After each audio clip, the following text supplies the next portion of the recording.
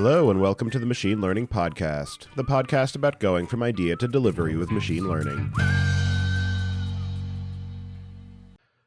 Your host is Tobias Macey, and today I'm interviewing Erez Kaminski about using machine learning in safety-critical and highly regulated medical applications. So, Erez, can you start by introducing yourself?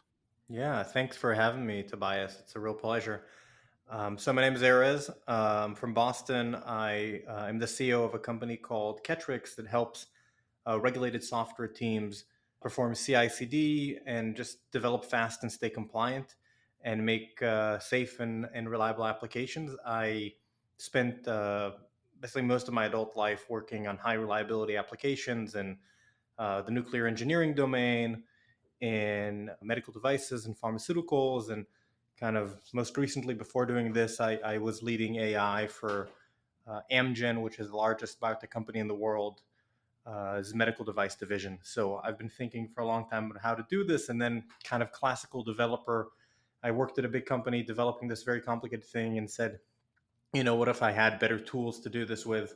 Are there other people who feel the same way, and left to build a tooling company, really? And Ketryx is a software development tooling company for highly regulated industries, including kind of regulated AI and so on. Before we get too much into the bulk of what we want to talk about today, I'm also interested in how you first got started working in the machine learning space. Yeah, so really my background is I'm a physicist, and I worked in physics and helped to build numerical simulation applications. That's kind of where I always say that I'm not a software engineer. I'm just a person who knows how to build fancy calculators in low level languages or high level languages.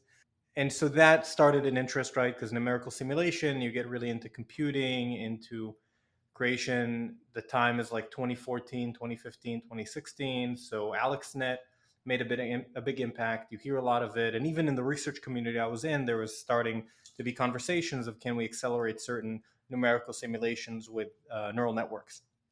But the real jump for me is I went to work for a company called Wolfram Research that develops Mathematica and Wolfram Alpha.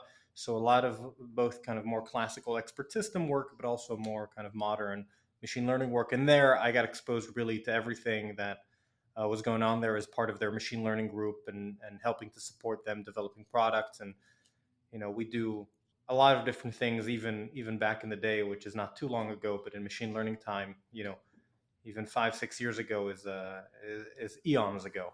So that's how I first got involved. And then I've been around the Boston machine learning community for a long time, and helping different government, private establishments do machine learning, get trained on machine learning, and then did a lot of work at MIT around machine learning, specifically for healthcare and biology. And the idea of safety critical, highly regulated systems is a massive area of active research and development in the software community. And I can only imagine at the additional levels of complexity that are involved when bringing ML into the equation. But before we get too much into the specifics, I'm interested in getting a description of what some of the regulatory burdens are that exist for ML teams who are building solutions for medical applications. Yeah, and I think, I'll start more in general than that even, but we'll get into medical. I think that there's basically two types of things in the world, right? There's things that you could just build and no one focuses on, no one cares about. There's no public pressure about them. They're not society critical. And there are things that are. And generally speaking, society critical, or just critical things, are regulated. There's a wide range of what it means to be critical. Are you mission critical? Are you safety critical? And with that, kind of the burden of regulation and the burden of evidence goes up. But generally, everybody's asking for the same type of thing, which is, if you are claiming that this system or application you built can help people in a moment of need with something they need to rely on to make sure their finances are okay, or make sure that they are safe from harm, there's usually a regulator in the world that regulates that for every jurisdiction. And we see that's just growing, both kind of the amount of regulation, but also the scope of what is being regulated. And a lot of the discussions over, I think, regulated AI touch that. But fundamentally, all regulations that deal with product, there's regulations that deal with your company. And that's more, are you compliant with SOC 2? Do you have proper privacy controls overall? But then there's regulations that deal with your product. And that's our focus, is basically, how do you know that a system is doing what you said it did, or what you said it was going to do. And at the end of the day, all the regulator is asking people to do is have a long document that describes for a less educated observer, right, someone who's just coming to audit you or inspect your facility, that explains what your system does in a very robust way. And the robustness really depends on how dangerous your system is. Like very dangerous systems more, less dangerous systems less. And then have evidence that those things are being met, those requirements are met by the system for every version of the system. And while that sounds very easy, just kind of share with us what you do and then show us that you do those things. If you've ever built any web system or any complicated software system, you realize that's really, really challenging to do and very, very difficult to do and takes an immense amount of time. Now, machine learning introduces into that problem the question of what does it mean for something to do what I said it does, right? Like it's a statistical model. It will always have certain parameters in which it operates correctly in, and certain parameters in which it doesn't operate correctly. And then you need to try and assess, and in the same way that you validate your software system to meet certain requirements, validate your machine learning system or subsystem, as the FDA calls it, to meet certain performance parameters and be consistently meeting them. And I think that's a very challenging environment for people who grew up building mobile apps, ad tech, even fintech, to try and do. Like it's so hard to do that. It's so hard to make something reliable and meet certain requirements. And machine learning just adds some complexity. And I think a lot of that complexity is about the subject matter expertise more than the regulation, frankly. It's just like, what does that even mean to show that a neural network does what you said it does? What do you say it does? What do you think it does? Absolutely. Yeah. Model validation is a hard enough problem on its own without having to do it in a provably correct manner. And before we Right. get too much even into that model development, model validation, model design question, in terms of security and safety in the software realm, there's also the whole question of the software supply chain and being able to manage and validate the dependencies that go into the system. And then with ML, there's also the questions of the accuracy and reliability and the awareness of and correction for bias within that source data set. And I'm wondering, what are some of the ways that the combination of software supply chain along with data supply chain come together to compound the complexity that you're trying to address? That's such a good question, Tobias. And it's actually the first place where we started to work on our company and the product is how do we help people integrate open source software and kind of third party software into the regulated applications, because it's complicated, and people didn't used to develop with that much open source in the healthcare community, medical device community, until kind of recently. And that's caused a lot of issues, right? Because if you developed a medical device like 20 years ago, even a very advanced medical device, it would mostly have embedded software and a very small amount of dependencies.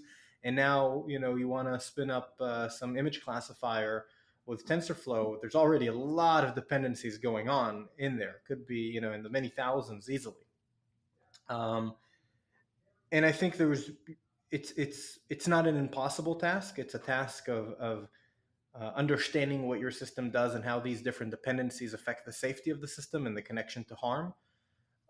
And then being able, in a sophisticated manner, to triage that based on both the security aspect of that dependency, but also how the dependency works inside your validated application. And I think that's very challenging for the mentality of software teams, where you just kind of put whatever dependency you want in, whatever makes it work, and let's move forward. But here we really need to understand what we're doing. So that's why we sometimes need to stop and think about it and make sure that we're not introducing a dependency that would hit our performance or would get our end users exposed to unnecessary harm. Um, and we have a big offering that helps do that, manage that software bill of material and that software supply chain, because it's a common attack vector into all kinds of products, right? And then there's a recent study that says that kind of the average cost of a cybersecurity hack in healthcare is about $11 million for a company. Um, and that's just going to go up and up and up. So it's something that I think people don't think about enough, what I'm introducing into my application. and they need to do it more. And we've developed a lot of both kind of best practices and software to think of how to do that and how to connect back from the things your system can do poorly to harm another person to what you're using to develop it. Uh, and most of it, like you can imagine, is just saying, have we thought about this? Do we know where we're using this? And is the thing we're using it in high risk or low risk? If it's low risk, maybe we need less attention to it. If it's high risk, we need more. And just to have some kind of procedure and thought process. And I think the new guidance from both FDA and Congress, which is part of the Patch Act that passed in December of last year, has a huge focus on that, right? If you build a medical application, particular medical device in the United States, by October 1st of this year, that device has to have a very robust software supply chain methodology. Another aspect of the security question, before even touching on the complexity of ML, is also the operating environment that you're dealing with, which the software bill of materials is one aspect, but then there are also questions around system hardening. Does it need to run in an air gapped environment? Who has access to these systems? And I'm curious, again, how that factors in with these regulated and safety critical systems. It's a huge factor, right? Because again, it's just another vector that introduces risk. Like, let me give you an example. There's a pretty interesting recall by a large medical device company recently. They developed insulin pumps. That insulin pump had a vulnerability exposed to it that would allow a user to take control of certain aspects of the pump. As far as I recall, it wasn't actually something super dangerous. But if my child had an insulin pump, the very idea that someone can connect to it makes me extremely uncomfortable and makes me not want to do it at all or change your brand. But because they had good risk controls, and this is where you do see big companies doing a good job with these processes, the risk was actually quite small because they mitigated it enough from an architecture perspective that you couldn't really hack into the device from the internet. You could maybe hack into the device, maybe if you can connect to it via Bluetooth and you were close enough. But I think, as kind of a white hat type person, that's a totally different paradigm, right? Like, can anyone in the world access it now, or just people that are in my vicinity? And they announced it, and they got back to all the users. And to me, that was an example of, look, this stuff works, right? Like, planning everything works. But yeah, you need to have the context of where your device is used, what other devices it's connected to, and then have an understanding of what could go wrong. And if it's a pacemaker, I think it needs to have a very different architecture than if it's an image classifier for radiology images, right? Just because of how immediate the risk is. And I think being sophisticated about that is just part of developing serious systems. And if you want to build serious software that's deployed in serious applications that people depend on, there's just an amount of work that goes into that. We often hear it, just to spin this around in the side of like, should I run this highly safety critical process on a cloud? And the cloud is out of my control, right? And AWS or Google or IBM, they do a bunch of different things in the cloud while you're working in this kind of server farm. And maybe some of those things can cause a latency issue or cause a performance degradation. And our response is, well, maybe you shouldn't put something that can kill someone on a cloud. Maybe that should only be on the device, and the way it's sequenced with commands should be much more hardened, as they say in the DoD space. In terms of that risk evaluation framework, you mentioned that the level of control and the level of validation is dependent on whether it is seen as a high risk or medium or low risk. I'm wondering, what are some of the factors that come to play to determine what that level of risk happens to be, and how much education and awareness you have had to do with developers to understand what are those heuristics to identify this is high risk, I really need to be sure of X, Y, and Z, or this is low risk, so I can ignore B, C, and D. Yeah, and isn't that the question of the century? I think is, what does it even mean to be high risk and low risk? And I think we're going to see a lot of regulation roll out in the AI space around that. That yeah, you could still build little widgets and apps that don't do anything, but if you're making decisions about loans that are going to substantially impact people's lives, well, it better be not biased as many models are today. And we already know this. And I think that's going to be a big question. How do you triage? What does it mean to be high risk? I think it's going to change away from a paradigm around harm to a paradigm around harm that's not physical, harm to people in the abstract. And I think we're already seeing that with social media companies, right? Like I know a lot of people who have kids who are like, my kids aren't getting on Facebook and Instagram until they beg me to be on Facebook and Instagram, and I can't deny them anymore because we don't feel it's a safe place for people because the companies are not worried about this. But fundamentally, it's all about risk triage, and the way you do that is by saying there's an element that's high risk, and what does that mean to have risk? Risk is a probability, is a calculation that is the result of the severity of something happening. Usually, it's called a harm. Not getting drug infused to you or falling off a staircase. That's a harm, right? And then people put risk controls to prevent that harm, like a rail or something like that, or anti-slip kind of little patches on the floor. And then the risk is really a result of the severity. How, could it kill me? Would it cause a severe injury that I would need to get hospitalized for? Would it cause a light injury? Or would it cause no harm? That's usually kind of the different aspects of the adverse event that can happen. And then for physical devices, this is where it gets a little complicated. There's also a probability.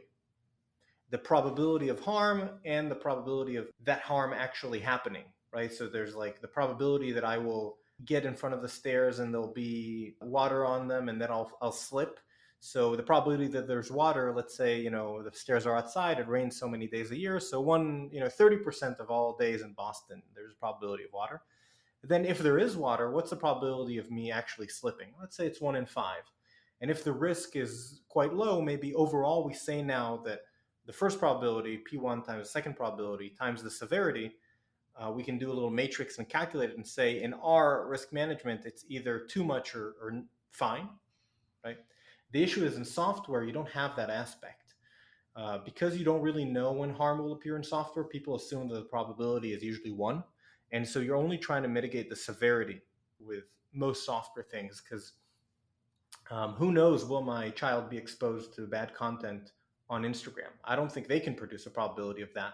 And so it's mostly about the severity and then what risk controls could you put in place. And I think the future is really about teams understanding what their product does, the possible risks it would have, and then ways to mitigate that risk, which is, by the way, a little bit different than how a medical device thinks about it, because in medical devices, you don't just need to mitigate risk, you also need to have evidence called validation that the system performs what you wanted it to perform.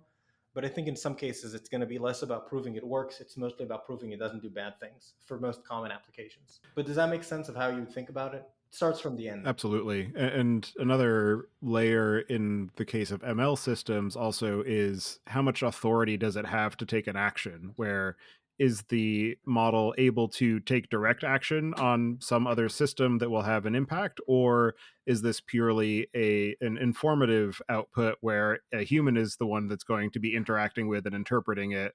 But even in that situation, there's also the question of ensuring that you're surfacing the level of confidence and addressing any potential for bias. Where in the radiology example that you gave, what is my level of confidence that the scan of this x-ray actually includes a tumor versus just some other obstruction or abnormality in the physiology of the patient? And if the level of confidence isn't surfaced and the practitioner just assumes that it is going to be accurate, then maybe they're taking an action that is not properly informed and they don't do enough of their own due diligence or rely on their own expertise to actually critically evaluate what the model is telling them. Yeah, and I think that's the most common risk control for machine learning systems is that there's a human in the loop that can prevent any action. And that's why most ML systems today in medicine are really not taking any actions. The vast majority of them are suggesting certain things to focus on for a physician. Vast majority of applications in medicine, no surprise, are image processing, image classification applications, as happened kind of post AlexNet. Now there's going to be a big boom in language models for sure. But the biggest way they mitigate the risk is by the severity. Just if there's you have to, it's just suggesting to a person, just helping them focus, but the person makes the decision. It's a lot less risky. But it'll be impossible for us to keep doing that forever. Like eventually, the whole power of AI and machine learning and software, because I think it all part of that is to automate things in our lives, and we will have to do that. And we just need to figure out how we do it in a safe but innovative way, right? Because in most things, innovation wins, but in medicine, you need to have innovation, but it needs to be safe.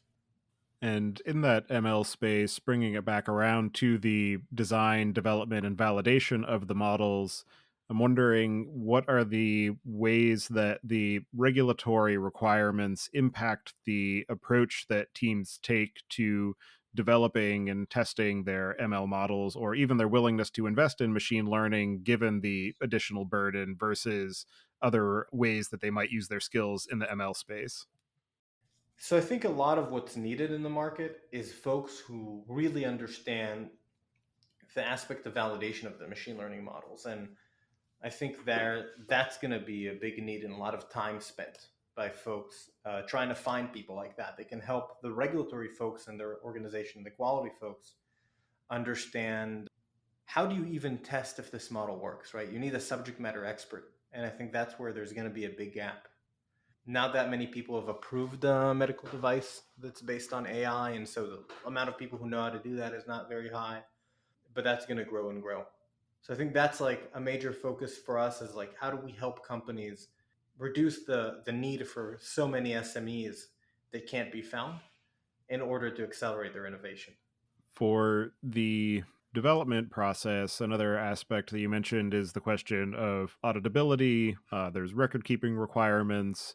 I'm wondering if you can talk to the ways that the development teams can structure their work to reduce the number of procedural tasks that they need to add on to their existing development work, just being able to make that something that happens in tandem, and some of the ways that your product at Ketryx is working to further reduce that kind of managerial burden of the work. Yeah, I'm trying to think even have to answer that because it's a very complicated question, right? The whole issue is that the regulator in general, both FDA and others, they regulate the total product life cycle. They want to regulate everything from the early design, the early risk management, the production, the testing, deployment, and then there's a huge area called post-market surveillance, which is what happens after something's in the market. And all of that is a big cross-functional team. And we believe that that team wants to do that work through commonly used development tools. And we just enable them to do that instead of using some system, some legacy system that you can't even find a developer that knows. And so the way we see it is actually a collaboration between people and computers. We have a lot of AI in our system, and that AI basically guides people onto how to develop things based on their existing processes. It can be configured to them and can suggest stuff and can help them author certain documents. And then through that, we just reduce the amount of communication and amount of lack of knowing what needs to happen. A big challenge in developing something that has so much process control is that what if you don't know the process, right? What if there's not that many people in your organization that know anything about the standard operating procedure to develop this type of thing, and you need to wait on that SME to keep working? So we're trying to have that SME partially in the computer, because I think it's an iterative thing. If you want to develop fast moving, large, complicated web systems that are learning, you probably need to have something similar to that helping you build them.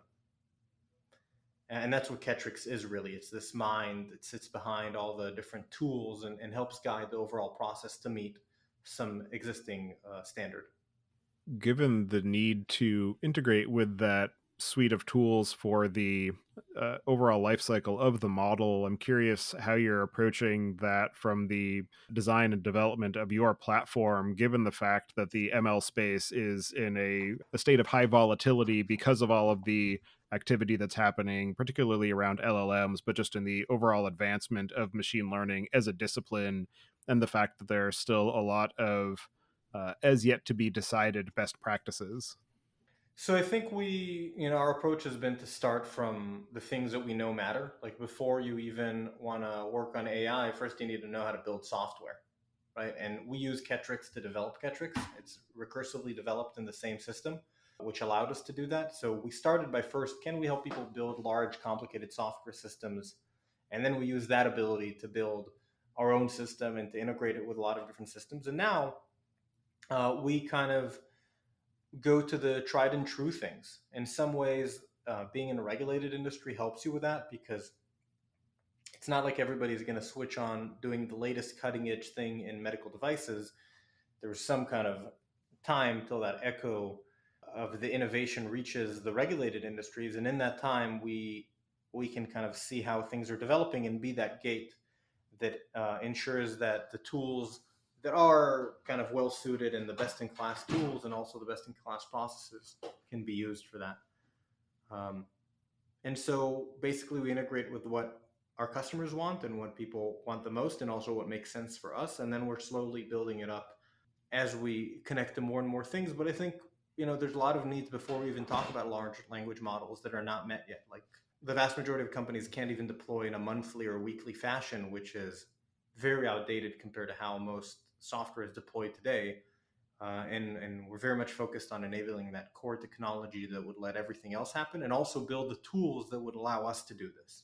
And for the validation aspect, there are a number of different approaches that are being developed and explored. Things like Shapley values for being able to understand what is actually happening at each of the phases of the model, the idea of causal modeling using Bayesian statistics as opposed to stochastic methods. I'm wondering how you have seen teams try to tackle that question of how do I either understand what my model is doing or explain why a model has made a certain decision. And I think that's the in some ways the hardest part of this entire question, because even if I solve it for you to some specific case, it would always depend on your system, and not just on the technology you're using, right? That's kind of the developer's perspective. It really depends on the intended use. I think there's every one of those aspects of the error generation and forecasting of what the way the failure mode could happen, and if it emerges, right? Like, if the loss goes down, maybe it's starting to get intelligence and all that discussion. I think it would always be kicked back to the manufacturer, and that's actually very clear in the regulation that the manufacturers are just going to take more and more responsibility and liability about that. And basically, whatever is right for your use case and your technology, the regulators would expect you to have an SME in-house that is able to understand what that is and what's the appropriate controls to put in place, and that you've put those controls in place. And I think it could be that is those controls. I think even it's going to be a combination of things, mostly tracked over time, because I think that any person who's built a lot of validated or high reliability systems will say, in some ways, it's not about what I choose to measure. It's about, if I accepted that measurement in the first go around, how does that measurement change over time? Right? I'm kind of in some ways more interested in that, because I know that it's iterative and I know that things change. And in medicine, let alone the software, it can be wrong. What about the clinical model? What if the way I'm treating the disease is totally wrong? I don't understand the biology. So I have to kind of always monitor it. And I think to me, it's less of a question of the particular error. Like in forecasting, I did a lot of work in supply chain forecasting, forecasting of all kinds of things. There's a lot of different errors you could use. I think the most important thing is just be consistent to make sure it's appropriate for your intended use. Like, if your intended use, it's not a good idea to have an absolute value because you need the negatives. Maybe it's a bad idea to have an absolute value in the way you do it. Maybe it's fine. But as long as you pick something, it's appropriate for your intended use of, Facebook profit or whatever you're using for forecasting, then it's basically more of a question of, has my model become worse or better over time? And I think that's where the best practices will emerge, of like, how do you technically do that? But I in my view, is I just less focus on a particular methodology and more of a way to develop products in general. And then every organization, every product is so unique, and they need to do whatever fits for them. Yeah, also that question of change management is interesting because up till this point, we've largely been talking as if we're doing an initial build and validation and deployment, and that's the end of the story. But for anybody who's ever worked on software systems over any period of time knows software is constantly evolving. Machine learning models are constantly evolving, both from the software perspective, but also from the data being fed to it. Right. Your example of a change in the clinical methodology for treating a particular symptom is also very interesting because that introduces another potential avenue of drift. It's not just drift in the source data that I have, but also drift in our understanding of the world from a perspective that is completely outside of the software and the data that I'm working on. And I'm wondering how that question of change management and model evolution factors into the regulatory requirements around that lifecycle management. I could answer this question for an entire lifetime, but I that's the core of it, right? And that's why that's like my thought is when I got into a very regulated company, coming as a developer, I felt that as I went to industry conferences and saw how the industry works, I was like, well, this doesn't really align with how anyone does it today. Like, you can't just not change the software for such long periods of time. Like, it's not safe even if you can't change it very fast, which is why the FDA came out, or the Congress with the Patch Act, to say you have to have a way to have hot fixes. It's not legal in the U.S. right now to have a medical device that you don't have a robust hot fix patch process for it. It's not just frowned upon; it is no longer legal to do that. There's a law about the matter called the Patch Act. We meet a lot of teams, especially innovative young teams, they think that like creating the first validated version is their challenge, and how do you create the submission? But that's never the problem. The true problem is how do you create consistent, validated versions that are referenceable, that are well recorded. And we built an entire system to deal with change, because you make it once, but you change it forever, and it grows, and you add stuff for it. And I'll also say that our developers over time, the people who work for us, kind of feel that this is an approach that's generally good for all software, like just to have a little more structure and think about what you're going to change instead of just changing it. But basically, the requirement is you need to know what you're changing. You need to know how that change affects your system. You need to make sure that it's not adding risk. And if it is, you understand why it's worth it, right? You can always have a benefit risk analysis that maybe the benefit is greater than the risk. But I also think regulation is changing to allow that more. But again, not in the sense of allowing you to do changes without any record keeping. That's very unlikely to me, that that's going to be any future state in any high risk industry, that you could just change stuff all the time, without any reference. The main thing is that changes are going to be allowed more frequently by the manufacturer, pushing more liability to the people building the software. And then basically, there's now this new regulation that came out of the FDA. It's in draft right now. It's the AIML draft guidance. And in there, it says, it was just released a few months ago, basically, if you can segment your system well enough, for example, as a microservice, and have the machine learning model as a separate piece, maybe you can pre-approve with us the way you're going to change it. As long as there's a plan, as long as you can explain to us the decision points in general, it doesn't even need to be that specific, that you're going to make to change things. And the fact that you have a way to change that's going to regenerate proper documentation and evidence over time, I think that's how the FDA sees it, that you can change as long as you know what you're doing. And I think that's really, really hard for folks, because you usually think of change in like the Git perspective. You only need to change the code. But frankly, in validated systems, code is just one of many, many, many different design artifacts that need to be produced to show that the system works as you said it does. And we kind of have this innate trust that healthcare and medical device and pharmaceutical companies are doing this, because we would never trust them with our children's lives otherwise. And so change is kind of a core part. And just maybe a finishing note, why is change such a big part? It's because in the 90s, the FDA did research and showed that 20% of all software recalls in the United States are software related. And out of that 20%, 80% of them, so it's like 16% of all recalls in the United States, are a result of changes to the original system that caused harm or caused something that required a recall. And so change is kind of inherent to this, change is inherent to software. And I think the kind of best in class assumption right now, and especially the highly regulated industries, the change is not going to happen very often, and it should be avoided. And I just don't think that's true. I think change is a blessing, and we just need to do it in a controlled manner. Yeah, and that is an interesting parallel as well to the whole advent of the DevOps movement, where software as an industry was largely stuck in this mode of we are going to release large blocks of change infrequently because that gives us a lot of time to verify the things that we're changing.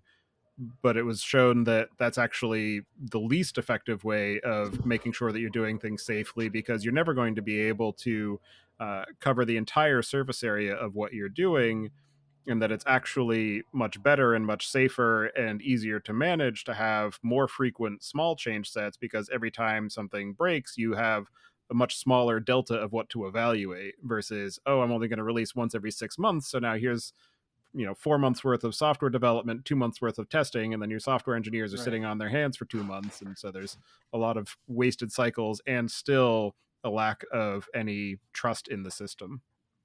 Right. And you want to shift left everything in general, right? That's like the approach you're talking about. And it's shift left because you're shifting it left on the V model, which all this regulation, is all about the V model. How do you validate something, and you validate it based on the V model? Yeah, I think that's true. But with that said, I also think the changes you have to, in these type of systems, have a lot of rigorous checks before you even change something, because you're never going to catch everything. But just the core things it should do, and the core things that you're mitigating need to be tested. That's a legal obligation. All risk controls for any product that is released as a medical device in the United States need to be mitigated for every single release. I'm just thinking that, like, as we were talking about it, right? It's like the challenge is that it's just complicated. It's not black or white. It's not like release fast and see what happens, or don't do that at all. I think it requires some knowledge and understanding and sophistication in how you deploy software. Absolutely. It's very hard to make things that work well. Yeah, definitely.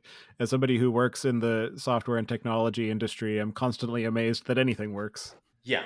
And that's the especially the more you do it, the more you're like, how. When I started this journey, I was a developer and I was very frustrated. Like, how can anyone do what these regulations are asking to do? Like, no one will make anything if that's the case. And frankly, over time, you realize that the things that bother you the most in this regulation, which is mainly design verification, the act of saying that this thing, my original requirements are met by the thing I built eventually, and any change I need to redo that aspect, which is the most burdensome and most difficult and most annoying, is also the most obviously a must have. Like, if I'm building something that people rely on, yeah, I have to sit and say, yeah, I think we did everything we said we did and we didn't forget anything. It just, people want it to be black and white, right? You know how people are and how developers are, especially developers. They're very flexible, but they also want it to be very clear and, develop fast or die.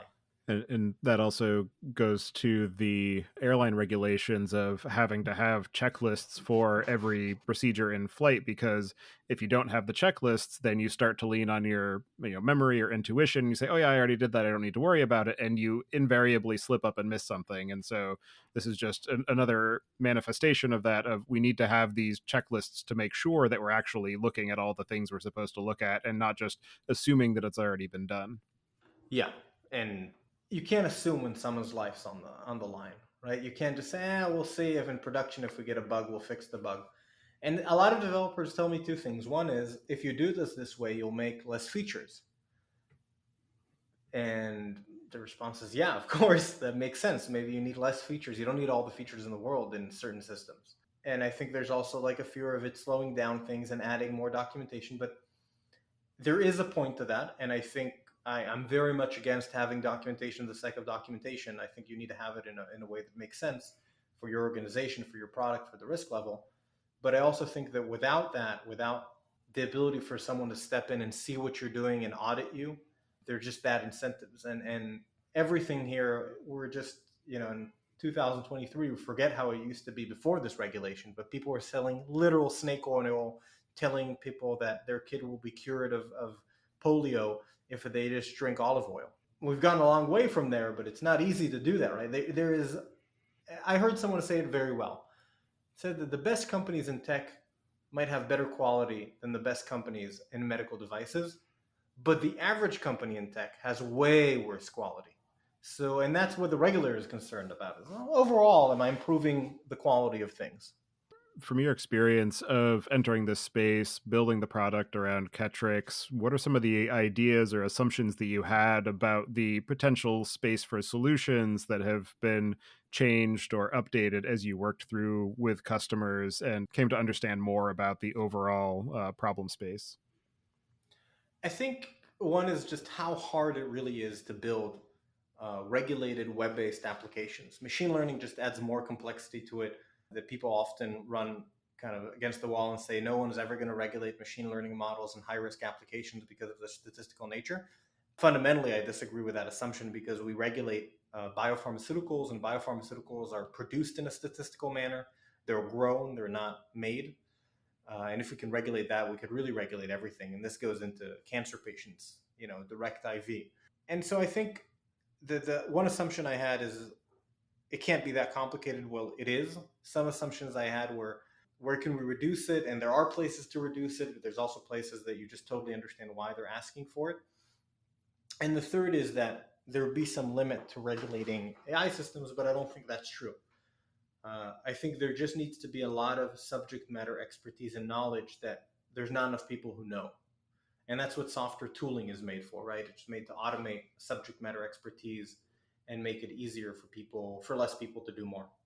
And in your work of helping customers gain control of their overall development cycles, reduce some of the operational burden of developing these systems, and help with some of the automation aspects and just understanding what their requirements are, what are some of the most interesting or innovative or unexpected ways that you've seen ML used in the medical space?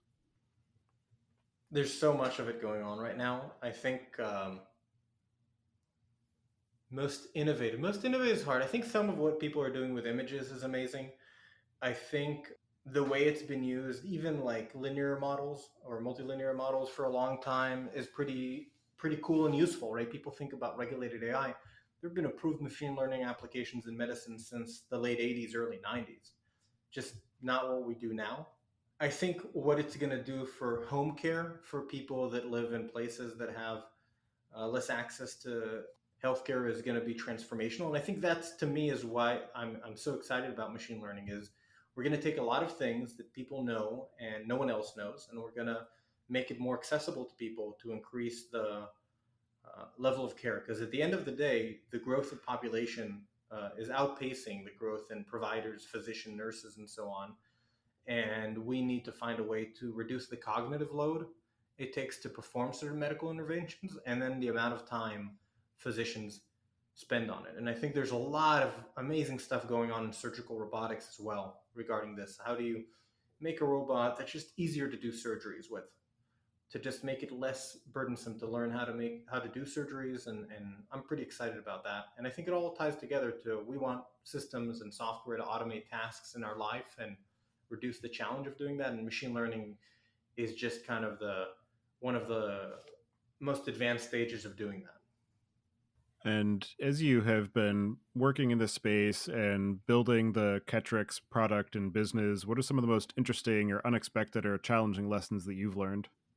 I've learned that there's amazing people out there in the world that are spending their life building really important medical applications, and they're yearning for a way to do it better and faster and right.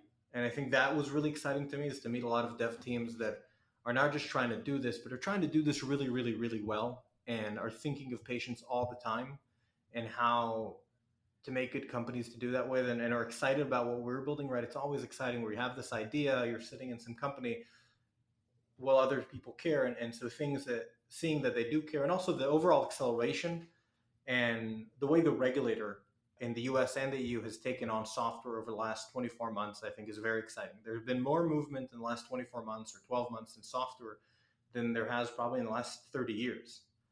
The real big set of regulations came out in the early 2000s, but even they were just less robust than what's going on now. And we're seeing it all over. We're seeing the EU start to really enforce a lot of things around software, whether that's GDPR or many other things, or the EU AI Act, or MDR, medical device regulations, or IVDR, as well as a lot of clinical trial regulations for data.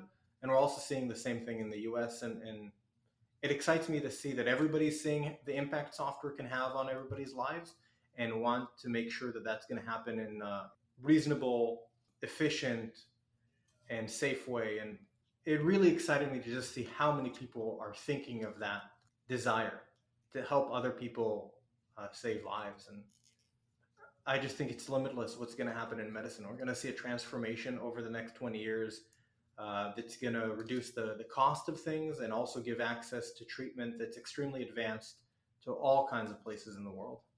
And for people who are building or thinking about building products in this space of medical devices, medical applications, trying to address all of the regulatory aspects of it, what are the cases where Ketryx is the wrong choice? If you're building software in medicine and you're not using Ketryx, you've already made the wrong choice. And I think every person that works for us will say, this is the only way to do it. I think if you're building certain embedded systems that take a long while to develop, it could be in some ways less attractive or more attractive. But I think if you're building complex systems, and we even have people designing hardware on top of Ketryx now, just because the system is so intuitive and the AI in it is so helpful. But I really, that's my belief, and we're building a company to just help people that build software in medicine do it faster, at 10% of the cost and 10% of the time. And I think that in 5 years from now, we're going to see that it's way over that. I think that the amount of money people are spending to build medical software is outrageous. And it is a shame for us as a society, and it is a shame for the millions of patients out there in the world that need treatment and need funding for devices that are not getting it. And we're going to reduce that by so much that every entrepreneur and every innovator that wants to start, sees something in the clinic and wants to start a company, never thinks again about it, I don't really want to do medical devices because it's hard. And I think that's part of a broader story of automating society that we're going to be part of on how do you do it in other spaces. But I think if I was, for my first time trying to develop this, I would go and read FDA's good principles of software validation and understand what's even been asked here, and then figure out how to go from there, because most people just want to build and they don't think about the regulatory aspect of things and regulatory strategy, and you can save a lot of time doing it right early on and not fixing it later. Yeah, and I think our best users are leaders, because it's just over time what happens is if you don't do it well, if your company doesn't go anywhere, it doesn't matter. But if it goes, the company is really successful, it'll matter a lot. This might be the only thing that matters ever in your company at the end of the day. And as you continue to build and iterate on the Ketryx product, what are some of the things you have planned for the near to medium term, or any particular problem areas or projects you're excited to dig into? More platforms, more ecosystems, more community around it, a bigger way to collaborate. I think that in coming months and years, you're going to see a lot of collaboration features that help in a wide variety of ways people work together to make products in a totally distributed fashion and across companies and across the supply chain. That's something I'm very excited about, because there's a very robust world of people that help you make biologics or pharmaceutical agents or hardware medical devices, but it doesn't exist in software. And it's kind of sad, because software is the easiest way to do that, right? I can just ship someone code. And so we're going to have a big focus on that and how people work together to make stuff.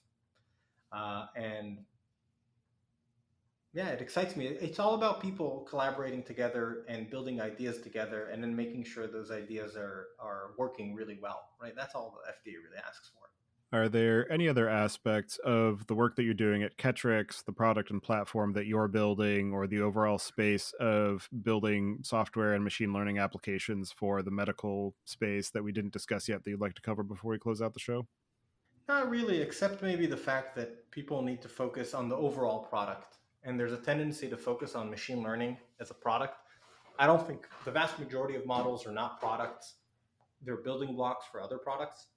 And people need to start thinking about it that way. Machine learning as a model generally would be a feature.